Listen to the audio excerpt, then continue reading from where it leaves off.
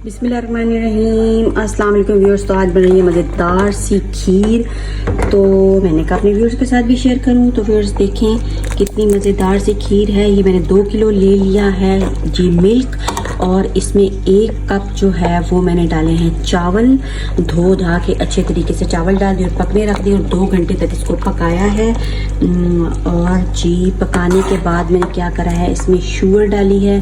Sugar डालने के बाद मैंने इसमें नट्स डाल दिए हैं और ये जी मज़ेदार सी खीर जो है तैयार हो गई है। बड़ी प्यारी सी खुशबू आ रही हैं। 6 अदद इलायची भी मैंने शामिल की है और ये नट्स सारे शामिल कर दिए, पिस्ता, बादाम, काजू।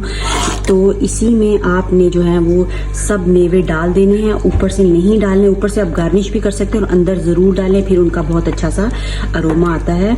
और फिर मैंने डाला जनाब आधा चम्मच केवड़ा डाला और मज़ेदार सी खुशबुओं के साथ ये देखिए खीर तैयार हो गई है।